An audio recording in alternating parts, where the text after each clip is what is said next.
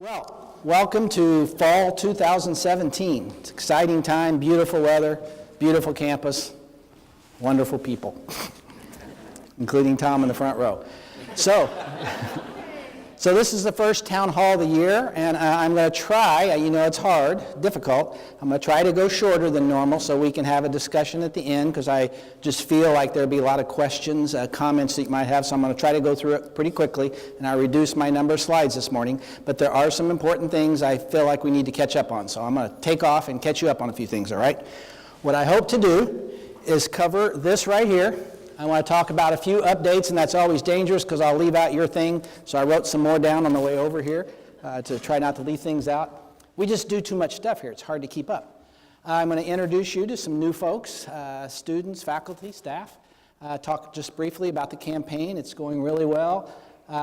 It won't take us long to talk about the Olympia update because nothing has essentially happened there. And then spend a little time talking about our financial future. Not a whole lot of detail on that, but a little bit. And then talk about our growth, what our enrollment is. Yesterday was Census Day, so we kind of have our numbers now. And then talk a little bit about the strategic plan, but I'm going to delay that for next month, but I'll give you kind of a little taste of that. And then a few of my priorities for the year. So this is kind of the overview of where I plan to go today. So let's start with what's happened since last year.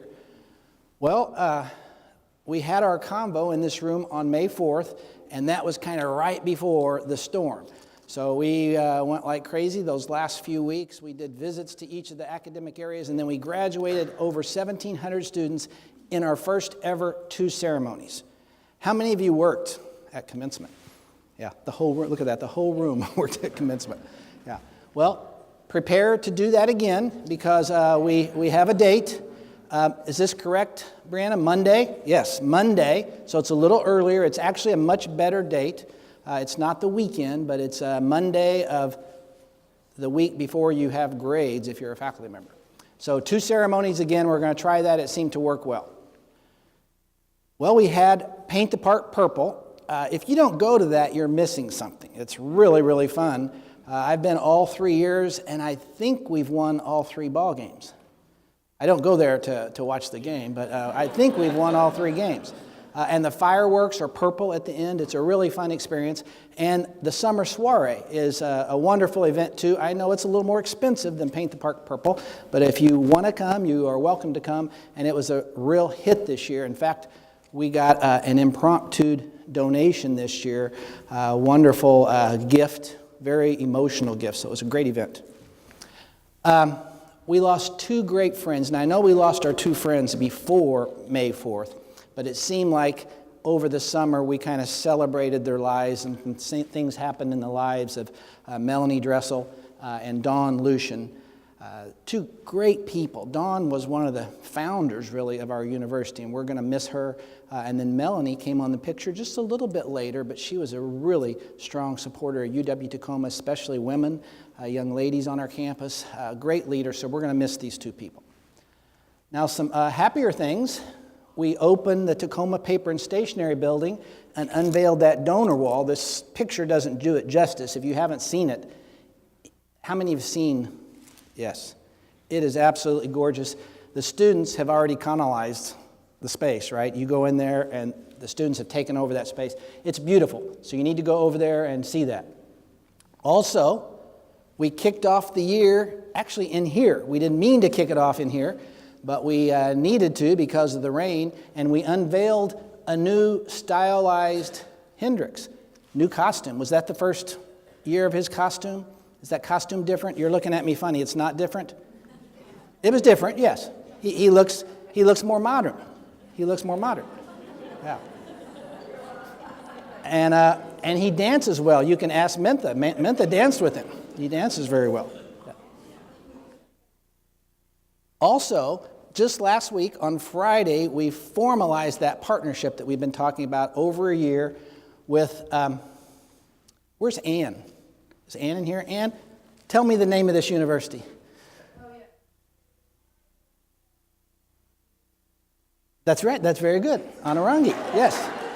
Yes.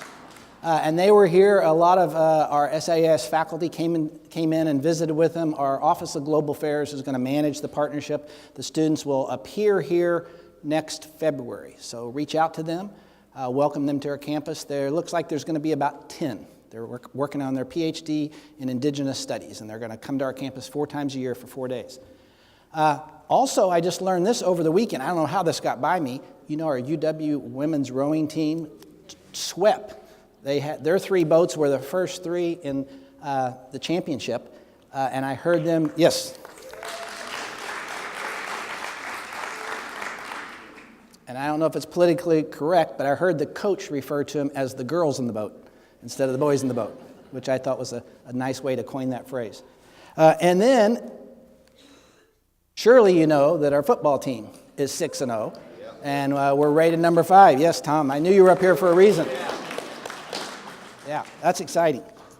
Now, all that since the last convo, but just since like last week, just on the stage, this may have been 2 weeks ago, we had 22 consuls here, an event that we hosted with the World Affairs Council. Great celebration. We did our celebration of our interims. I see some of you in the room. That was a fun event at the famous Swiss. On Friday, we hosted a workshop, an NSF workshop. I don't know if Teron is in the room, but he had over 80 faculty members from around the South Puget Sound. It was a wonderful workshop. We hosted the new JBLM leader on campus last week. First ever woman leader, Nicole Lucas. Colonel Nicole Lucas. Yeah, you better remember, Colonel Lucas. She was on campus for a couple hours, and we gave her a tour of TPS. We had Livable City kickoff last week. That's Tacoma this year, and our own Professor Ann Wessels is the co-chair of that. We had the Autism Alliance Conference kickoff in this room last week. 25th anniversary celebration of the School of Education. How many of you went to that? That was fun, yes. Yeah, we got kicked out of this room because we stayed too late. And then, this was kind of cool. I was at the football game with our friends from New Zealand on Saturday, and who pops up on the screen but Professor Divya McMillan as the outstanding faculty member on the Jumbotron. She was down on the field, so that was kind of cool to see her up there, yes.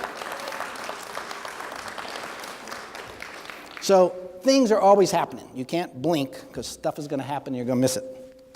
Okay, this is pretty cool too. Not number 6, but number 1. UW Tacoma, best bang for your buck in the West. And there are about 200 schools in this area, and we got number 1. That's a measure of the kind of the economic horsepower of our students coming in the door and their capabilities when they go out the door and the jobs with the cost of the education factored in as well. It's a really great measure. It just kind of hits right in our sweet spot, so that's exciting. So, new leaders. Boy, this is a long list. And I do think I introduced Deirdre before we left, but if I hadn't, I wanted to introduce Deirdre again. She's serving as our interim Assistant Chancellor for Equity and Inclusion. She's been doing that since about March after Sharon's departure. Then on July 1st, we had 3 new leaders: inaugural Dean of the School of Education, inaugural Dean of the School of Technology, Raj and Rachel, the 2 R's, started that day, as did Jeff Cohen, our new Executive Director of the Office of Global Affairs. So July 1st was a great day. And then on August 1st, my goodness, on August 1st, we got Vice Chancellor for Student Enrollment Services, Mintha Hines-Wilson. And she actually came to the last convo. Didn't you come to not the last convo, but the last town hall. Vice Chancellor for Finance, Ty Minkler, came on that same day. As did our interim Executive Vice Chancellor for Academic Affairs, Dr. Purdy, and our Chair of the Council of Deans and Directors, Dr. Ali Madaris, and our Assistant Chancellor for Strategy and Assessment, Dr. Bonnie Becker. So on one day, we had 5 new executive leaders here on campus. So that was a big day in the life of our campus. So now we are settling down with our searches. We have 2 major searches going on right now. The first one is Assistant Chancellor for Equity and Inclusion. That's co-chaired by Carl Smith and Sharon Fott. They have been working on that for some time. It was in 2 phases. In the spring quarter, we did kind of a survey of campus, met with several groups. When I say we, I always say we, they, on my behalf, met with folks and got a really good sense of what people are looking for in the next assistant vice chancellor, put the position description together, and then we have a consultant on board, and we've actually launched the search now, and we hope to bring candidates to campus end of November or beginning of December. Maybe sooner than that. Is that about the right time? That's about the right time. Okay. So that's exciting. We hope to have that person in place by January if possible, but early in the spring. The last search is the EVCAA search. We're going to do an interim search inside the UW, all 3 campuses, and we have a search committee almost formed. I just heard from Jeremy that we're going to get the nomination from the staff council today, so that really is about the last person I need. So we'll launch this search next week. I'll convene that group, and Mentha and Kai-Yi Young Ri have agreed to co-chair that, so that's off and running as well. Well, we have 15 new faculty. We had them at our home the week before last. Wonderful group of people, and I'll probably get in trouble for singling one out, but I have to tell you, I'll single out Christopher. He's been on our webpage too. He's kind of famous right now. But Chris, I was talking with him at our home in the backyard, and he said he came here because of our strategic plan.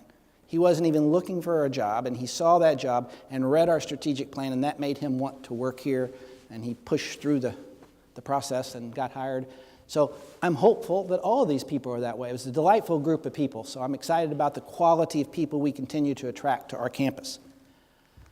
And talking about quality of people, we have 2 fantastic new faculty leaders. Not that they weren't fantastic in the past, but we got some good ones again.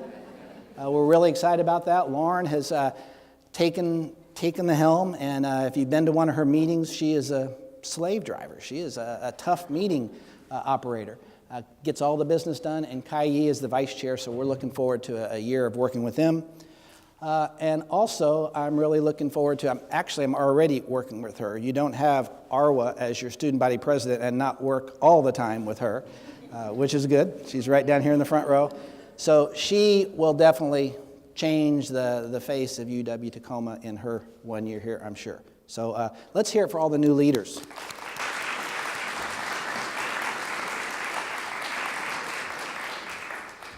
Okay, a couple new things with organization. I've been working on this, or we as a campus have been working on this just about since I got here, and now it's going to happen. We thought it was going to happen earlier in this quarter, and then we thought it was going to happen when we hire the conferences director, but it may not happen until the end of this quarter. But anyway, it's going to happen soon. Before this year is up, we're actually going to launch this new initiative, and it's called Educational Outreach. Is the umbrella organization, and it's going to have several things in it. It's going to have our meetings and conferences group, which is upstairs mostly. It's going to have the Professional Development Center, the historical key bank. It's going to be called the Professional Development Center. Self-supporting academic programs are going to be managed out of here, not academically, but the finances, the back end, logistics, and anything we do away from campus will be managed by this organization, not the academics. The academics will come from the programs that participate in Federal Way or wherever we go next. So that's coming. Institutional research is moving, I believe, this week. Bonnie is in the room. Is it moving this week? It's moving this week. It's going to move from academic affairs reporting to Dr. Purdy to report to Bonnie in her new role. It just makes a lot of sense to do that, and we'll talk a little bit about that later. Also, Tehran, in his role as Associate Vice Chancellor for Research, worked last year to put a policy in place to review all of our centers, our research centers on campus. And a very thorough review has been initiated for each of those centers that goes through the center itself, the constituents, the faculty assembly, the vice chancellors, the dean, so on and so forth. And then all that material comes to me, and then I make some decisions and some recommendations on the status of that center and its leadership going forward. It's a cycle that we should have been doing a long time ago, but we're going to put that in place and do that every 5 years. And we've gotten 2 of them done, and the third one is in progress. And one of the results is they're all going to be underneath an academic unit for firmer foundations in their structure, That's something that we decided is going to happen to all of our centers. They'll still be maybe campus-wide in scope, but they're all going to be administratively underneath one of our academic units. And then not the last thing, but another thing is the new Center for Women's Leadership was founded at UW-Tacoma. That's in the development stages still, and it was largely from the gifts that were given to our campus on behalf of Melanie Dressel when she passed away in February. So a lot of exciting new things on campus, so we have a lot of work to do. Okay, campaign update. $45 million. Anybody in the room besides advancement want to guess where we are? Who wants to guess? 39? That would be nice. I think, yeah. One more guess, come on. What do you think, Tom? Oh, you're advancement, you can't. 20 what? 22? Between. 28, yeah, halfway between. This is actually good. If you go do the math, we're in a really good spot. We made a lot of progress since January. We officially kicked it off in January. If you remember, at January, we just went past the halfway point. We had the event on the 7th of January, and on the 5th, we went past the halfway point. Now we're way past halfway. And to look at the breakdown, I think it's good news too. One thing you can see though, this is what we've raised so far, and this is what's left. So, and you can see the color over here tells you what the category is. So we do have a bigger proportion left in student support, but you know that is money that's the easiest, I believe, to raise because it directly affects our students. Just some of the larger gifts we're expecting in the student area have not come in yet, but we know they will be in. So that's why that is still bigger in the goal remaining pile. So I believe the news is good news. A lot of action here and a lot of work to do, though. We're not done. Olympia update. Well, not a whole lot happened, but we did get a budget much after the school year was over, and the budget allowed for 2% compensation for, I believe, all of the areas. Where we have unions, staff, and faculty, the state allowed for or legislated 2% raises, but the difficulty was they only gave us about a third of that money. So this continues to happen. I'm going to show you a slide in a minute where they authorize something and make it very difficult. If they authorize something, we want to provide that compensation to all of our people. So it's difficult not to do it, but it's also difficult to keep taking that out of our hide, so to speak. So they did that, but with the promotions that we gave, the executive order, is it 64? Executive order 64, changed the amount of salary that's given in a faculty promotion. They're all 10% now, so the raises are more expensive. So with all that together, we're at about 3.8% faculty compensation for this year. Tuition was legislated upward, and I sent out a letter about this 2 or 3 weeks ago, so hopefully you read the details of all this. But tuition increased 2.2%, and it will increase 2% next fall. A good thing for our students is the state need grant increased significantly, not as high as the governor was pushing for, but there was a major increase in the state need grant, which compensated for the tuition increase for our students. The bad news is the capital budget is still in Olympia, and we have 2 major items in play there, and we know that they are approved by both the House and the Senate, but it doesn't matter if they're approved by the House and the Senate if they don't release the budget. So we don't have those monies. UW doesn't have those monies, but we have projects moving forward. So that's becoming very difficult. Okay, let me just talk a little bit about our overall financial picture. There are no totals on either side. This is just a relative slide, and I got this from Dr. Purdy, but I think it illustrates what's happening very clearly.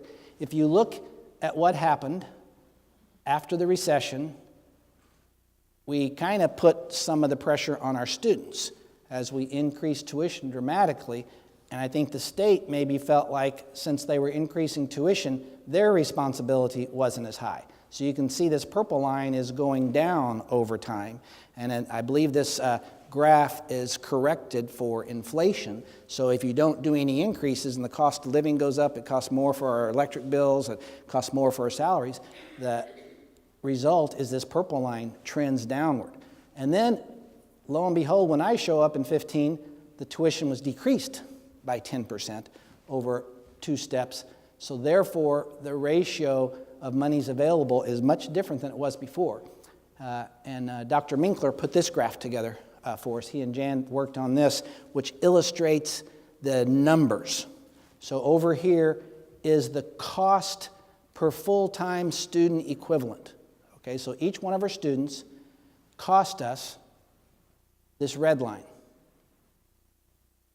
What we have in income is this green line. So in the early days of this decade, the difference you can see were several $1,000s per student. So if you had more students, you had more overage, and those monies were set aside and used for leverage for the Tacoma Paper and Stationery Building project, for McDonald's Smith Hall. All those projects, we paid half of those projects with cash, and that's how we were able to do those. So that's the luxury we had.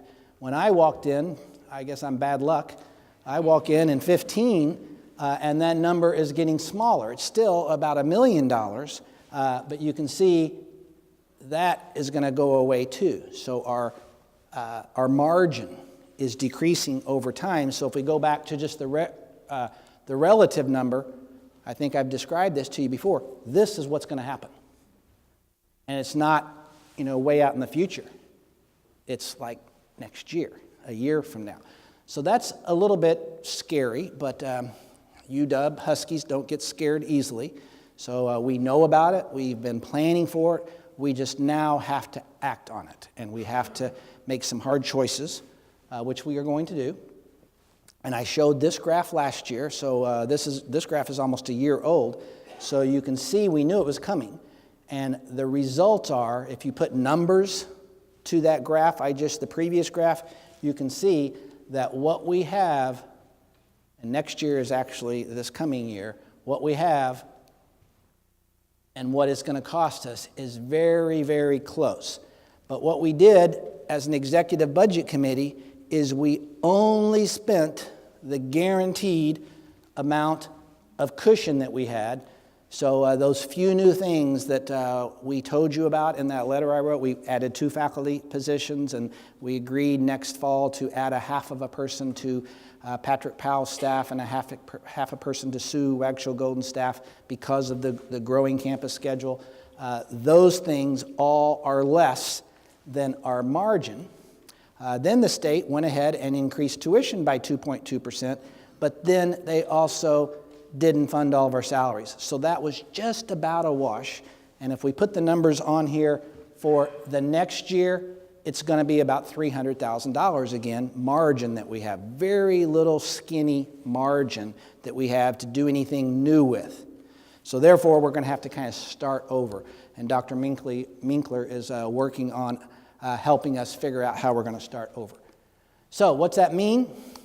Again, I used most of this slide before. I think it's worth repeating that our strategic plan is even more critical than before. We have a guiding document, something to help us decide what our priorities are, and we need to follow that. Our growth agenda has to be closely monitored. We have to put students in where we have the resources to serve them. Likewise, the new faculty and staff have to be a minimum unless we have turnover, because there just isn't any new money on top of what we already have to hire new people. Also, as we do that, we have to make sure that we don't move away from the commitments we've made to keep fair ratios of permanent tenure-track faculty and non-tenure track faculty. We've agreed to certain ratios, so we can't go away from those ratios just because the economic times are harder. So we got to stay the course there. And then also program growth, new programs, you almost have to have some kind of external resource. You can see from the previous 3 slides, there aren't internal resources to build new programs. So we're launching electrical engineering right now. That cost us millions and millions of dollars. There's nowhere to get millions and millions of dollars in our current budget to add a new program. Luckily, we got those programs in ahead of time, biomedical sciences and electrical engineering. They're very successful, and they're going to bring new tuition. But as far as our state allocation and our current tuition, we can't add new things without outside resources. So I'm going to be more proactive. To you, you might look at it being more annoying. I look at it as being more proactive in making sure that we investigate revenue expansion and spending reductions. I just have to. I told you I was going to do that when I came 2 years ago. In the interview process, I told you I was going to do that. And I just knew from the size of our institution and the fact that tuition was going down 10%, I could feel it in my old bones that we weren't going to have this financial luxury very much longer. So I told you I was going to do this, so now's the time I'm going to do this, and that's what you pay me for, so I hope you don't get too frustrated with me. So, as I said, Dr. Minkler, where is he? So you all know. He's right here in the front row. I use this word, not him, so I hope this word is okay. But what he's going to do is he's going to help us kind of start from the ground up, to rebuild our budget from the ground up.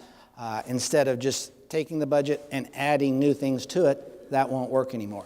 So give him a little bit of time, not much time. He's from Texas. He moves quickly, and we're really happy to have him here. And I told you this before, too. Tioga has been temporarily delayed. That worries me. It looks worse than it did when a lot of you left last spring, but we don't really have a plan. We have a plan, but we don't have approval for that plan to fix Tioga. So just bear with us. Keep going there and buying coffee, but just go really fast to come in and come back out.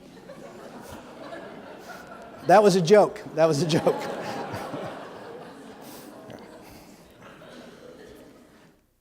Okay, where we are in enrollment. So the year before I got here, we were 4501. And then that fall, we increased by 2.6%. And I had committed to the campus. Remember, we talked about slowing down the growth because Deborah had initiated a 7,000 students in 7 years, and that was 2013 before she unfortunately got sick. But that agenda was kind of putting pressure on campus, trying to keep up with the resources that we needed to serve those students. So faculty, staff, and students during my interview process and my first couple of months here asked for us to look at that. Well, we looked at it, and you see what good I did, not a whole lot. It's hard to stop a good thing. We had 8% growth last fall, and I know that stretched some of your offices. It was pretty exciting for the campus. I know biomedical sciences is stretched, trying to make biology and chemistry enough sections for all those students. So there is stress on the system.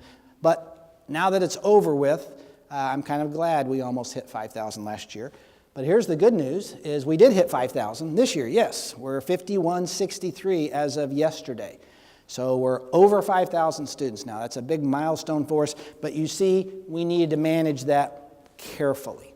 We have to know where these students are going. We can't just let them in and say, sure, we have plenty of sections of chemistry to serve you, because we don't have plenty of sections of chemistry. So that's kind of where we are right now. Not kind of, that is where we are right now. If you want to look at the breakdown, you can see that 83% are undergraduate and about 15% are graduate and post-baccalaureate students. So that ratio is holding strong. Non-matriculated, 34. Just a few students aren't in the category. If you look at kind of the overall characteristics, I think we're 53% women and 47% men. Average age is 25.1 maybe? Yeah, 25.1. This number kind of floors me. 92.6% are Washington residents. I mean, that's good, but I think we have room. There would be nothing wrong with having 200 students from out of state here.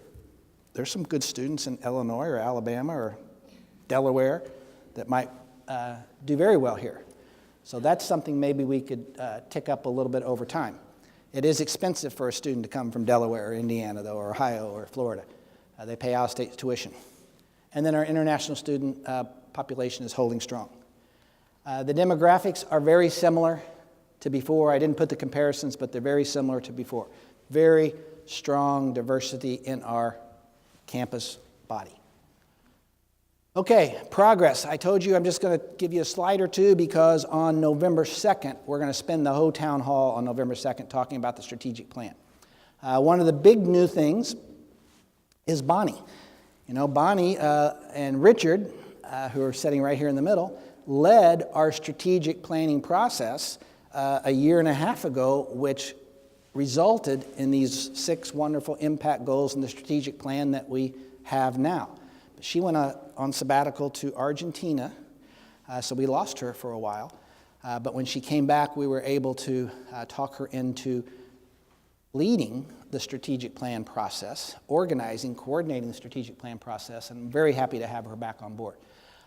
So anyway, part of what she's going to do is she's going to help us follow through with what we said in the plan. We were going to do better, meaningful measurement results, and we hadn't done that yet, so Bonnie is going to lead us as a campus in solidifying that aspect of it. Institutional research moved to report to her. Also, she is working on a pilot dashboard that we can show to the community, internal, external, that we are making progress. She's going to support Connect the Campus. Most of you are connected, but it's good to have somebody whose job it is to keep that connection going and to work with the areas to make the unit plans, to help them put their unit plans in place. Some of the units already have plans. I know I've seen the library's unit plan. It's very well developed. She's also going to champion the SIFs, the Strategic Fund process, and I'll talk about that on the next slide. And then she's going to coordinate all of these groups, the Strategic Plan Coordinating Committee. She's going to support the vice chancellors, the deans, the directors, student leadership, cabinet members, the Student Success Council. We'll continue to have events that bring our plan to life and talk about the strategic plan informed work that was already going on. All that stuff is going to be under her. And this graph, or graphic, she did or somebody did. Did you do this? Yeah, Bonnie did this graphic. What it shows is the strategic plan is still our main course, not like a dinner or anything, our main course that we're following.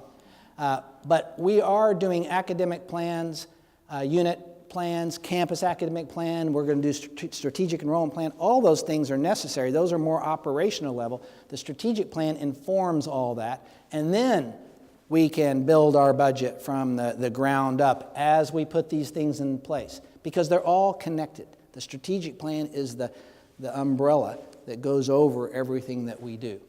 So it's a very good diagram that kind of shows how that would work.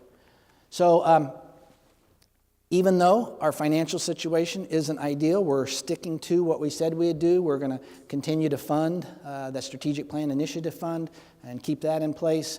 We are going to continue to do those proposals. The last year's proposal process, I believe, was very successful. Something like 100 responses came in, and they sent out requests to 79 of those to say, give us your idea. There were 27 formal proposals received, and they approved 10 of those. So 10 of those proposals are funded and off and running right now. The lightning talks took place last fall. Those are going to continue, not last fall, last spring. And they're going to continue this fall and winter so we can go through all 6 impact goals. The indicators, as I said a few minutes ago, are being considered, and hopefully by the time we talk to you on November 2nd, we'll be able to unveil that for you. It'll be fresh off the shelf. I just said that. So my priorities. I come to work each day excited, and I, of course, address the things that are on my plate that day, but I do have priorities that I kind of keep on my list for the year, and they change a little bit, but for right now, these are kind of my priorities. Continue to monitor until we get that budget done. I can't quite rest. I know this bothers Michael Wark more than it does me, because he's the one that always goes to Olympia with me. But we really need them to let that go so that we can get that building design started. That's the $500,000 for the design of our next academic building. Because what has been the assumption in the past, that if you get your building design money, then they expect a request to fund that building in the next biennium. Well, that biennium is approaching already. We have to have that building design done so we can ask next September, I believe. So we got to get that going. Also, I feel like we don't do enough as a campus to address and support our Washington tribes. So I have kept that on my priority. I've just convinced Bill Sterud, who's the chair of the Puyallup tribe, to join my advisory board, which he's agreed to do. So we're excited to have him at the next advisory board meeting. But that's just one tribe. We want to use that, though, as a springboard to really do more for our tribes in the state of Washington. I want to hire a permanent assistant chancellor for equity and inclusion to work with campus leadership to fill out that administrative team and also look at the space. We've had an initiative setting on our plate for over 2 years to look at the space that we've allocated to, at the time, the Diversity Resource Center. So I'm eager to get that going. And I know I can't get too much into Ty's business, but I'm here to support him and to continually remind him that we need this work on the budget. Likewise, Jill and Ali and the deans and directors are working on this academic plan during the year, and I want to be here to support that, not micromanage it. And also, our faculty assembly will be working with our academic affairs leadership. Also, I started this thing. I want to make sure I see it to its fruition. Eventually, it will report to academic affairs. Right now, this still reports to the chancellor's office, so I want to get that done. I want to increase my participation in the campaign. I'm on the spot when they need me, but I feel like I should do more to help Josh and Leslie and Tom and everybody in the advancement team get the campaign going. It's kind of my job too. I want to champion our strategic plan, and I feel great about having Bonnie, but I can't just put that on Bonnie's shoulders. That's my responsibility to lead that, keep that going. And then, of course, I want to search for and hire a permanent executive vice chancellor for academic affairs. I can't rest until that position is in place. So that's kind of what my priorities are and what's been going on. So now I welcome any of you to make comment or to ask questions.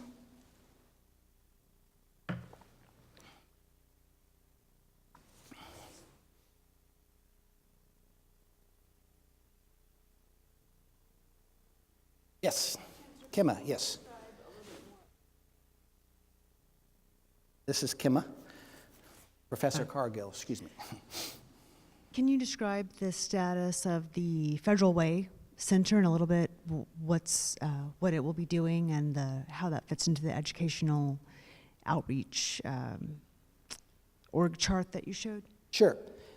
Federal Way, as many of you know, I usually get asked about this every time we talk, which is good. We have a large group working with Federal Way. It's the mayor's office and a couple of his leadership team. It's Highline College, and it's Federal Way Public Schools. The four of us, four groups, have been meeting for over a year now, about a year and a half.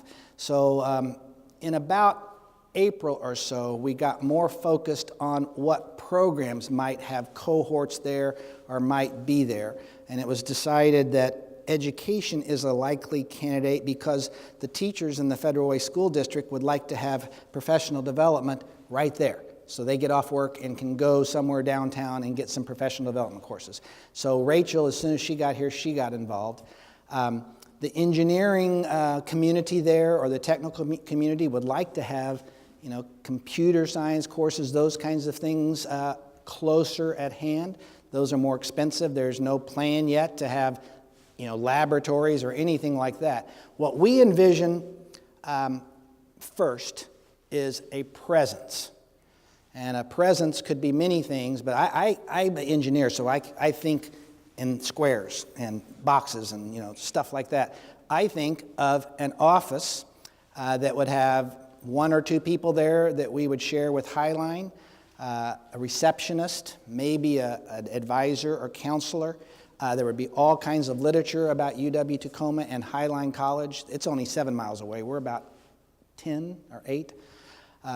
And there would be a conference room, maybe some technology for interactive learning, and then a classroom or two. And I even think there could be as many sections as we have as some of our core classes, our core courses, maybe offer a section over there, because 1/3 of our students come from that area. So that's kind of what I envision, but it's not completely developed yet.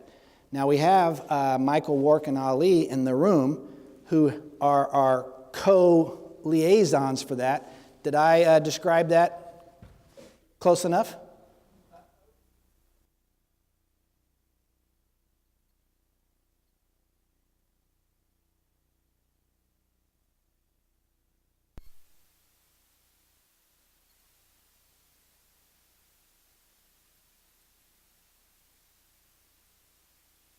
So Kemma, before you answer that, are you going to ask another question? Oh, you want to get some coffee? Okay. So I need to back up. So I said something incorrect.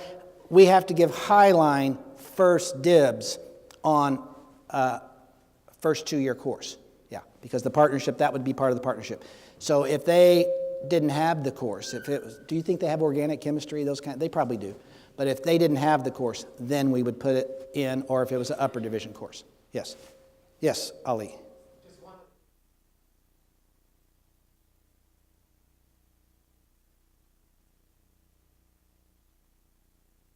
Okay.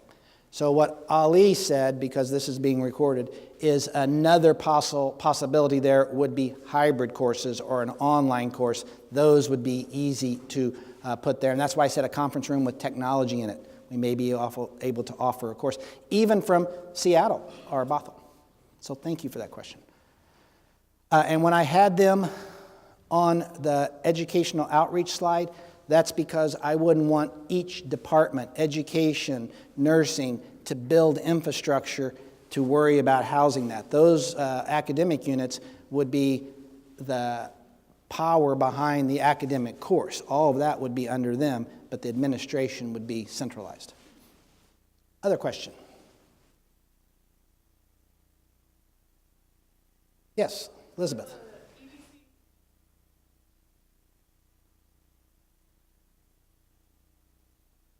For the EVCAA search, Yes. It said on there at the end from within UW, and I was just curious why there wasn't going to be a nationwide search like some of the other upper level admin positions have been. Yeah, thank you for that question. I got that question a lot, and I went back and forth and then settled on internal. And the reason to me, and I've discussed this with our faculty leadership, with the team, and maybe not everybody agrees, but since I've been here 2.5 short years, I've had 3 different EVCAAs, and Dr. Lavitt, she got up to speed really quickly, but there was a learning curve. She came in right at the time that we had faculty promotions. 2 of our units were up for school status. It is a very big, I actually felt a little bit guilty because all the things I was throwing at her as she was coming in. But going through that learning curve time and time again, I think slows us down. If I get somebody within the UW system who knows the University of Washington, knows the faculty code, you should say, I'm sure you've looked at the faculty code. Do you ever look at the faculty code? No. Yeah. You do, yes. It is very complicated, and to get somebody that's comfortable with that takes a while. So that's my reasoning. I'm just eager to keep it going. We have the strategic plan now, and to keep making progress.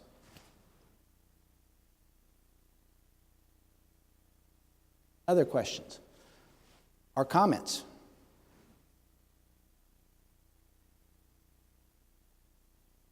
Yes. Hi. You mentioned that Vice Chancellor Minkler is working on a new budget from the ground up. Yes. I wanted to find out what that process looks like and how the public will be engaged. Well, how the process looks like, he described a little bit. He has good ideas. He wants to use best practices, but the public will be engaged primarily through the campus budget committee. So we have our budget structure is a campus budget committee that's made up of 30 people. So each dean and director of an academic program, the staff Council has 2 people, the student body has 2 people, and the faculty assembly has 2 people, and then there are various constituents such as the library, research, so on and so forth. But it's 30 total people. That is an advisory role. I call it the conscience of the campus to make sure what we're doing fits with the values and the culture of this campus. So those meetings, the materials that come out of those meetings will be on the budget website, and then the input from that committee goes to the executive budget committee, which is made up of the 5 vice chancellors. So that covers everybody at the university that reports up to the chancellor or through the 5 vice chancellors, and then our budget director, Jan Rutledge, and then our faculty assembly chair, so the faculty are connected. So that's 7 people, and that group actually executes what they hear from the campus budget committee. Now, the way the setup is, me as a chancellor, I'm the budget officer, so even the executive budget committee, their input is recommendations to me. So what I hope to do is come to meetings like this and talk to you about these things. It's going to be completely transparent, have you ask us questions, give input. Do you want to add anything to that? We want it to be totally transparent as we do this process. Now, from the ground up, I'm going to say one more sentence or 2 more sentences about that. What I mean is we kind of have to start over. We can't just add things. If we're going to continue to grow and we're not getting more money, that won't work. So we need to look at what we're spending our money on now and maybe redesign how we do our pedagogy and teach maybe more students per unit faculty member. That's just an idea, or more or larger classes, or just look at new ways to do things and think through everything we do and assign whatever we think the resources are necessary to do that and build it back from the start. That's the only way I know how to do it, is kind of start back over. Do you want to add anything? Yes? Oh, I'm sorry. I'm not supposed to stand there because the light's out. I wondered why you were waving to me. Other question. Does that answer your question, sir? Okay. Linda. Yes. So on one of the last slides, I can't remember which one, you mentioned culture. Yes. And the work on culture, and I know it's one of our goals. But can you talk more about what the direction we're going on, working on the culture? On culture? Sure. I'm being deliberate in doing that, but I decided that I need to pick a goal maybe to get behind this coming year to work on. And I went around to each academic unit and just had a conversation in June. I took notes on that, and I have a document about everything that I heard. Then I met with the faculty assembly leadership over the summer and the vice chancellors to talk about that. Then I met with the 2 culture impact goal co-champions, who are Ricky Thompson and Allison Hendricks, and we brainstormed on some ideas. And then I have a meeting on my calendar with the Lecture Affairs Committee of the Faculty Assembly in the next week or 2. So after those discussions, I'm going to synthesize that and pick 1 or 2 initiatives. Of course, I'll come back to the Strategic Plan Coordinating Committee with my ideas, and those will be a couple of specific initiatives. Now, in the meantime, in our culture area, we have funded professional development, and Ricky and Deanna are sitting right there, so that fits front and center in culture. So they're available to do more workshops. If they don't have the expertise inside, we can bring expertise. And we also reached out very proactively to Ricky Hall, because one of the things that I learned when I went to the 7 departments was that the campus really wants an official, very well done climate survey. So it said in the diversity blueprint that one was going to be conducted in the coming year, and we wanted to make sure it was conducted in a manner that it would be useful to our campus. So Deirdre and Marion Harris and I had lunch with Ricky Hall, and he agreed that what he comes up with, and he's got a committee, but what he comes up with would be, we would listen to the input from our campus. So Deirdre and Marion have been involved in that process. So more to come, but there's several things going on, and we'll solidify that, though, and come forward with a couple concrete recommendations that I'll get behind. Other question? How about you folks in the back? Oh, anybody?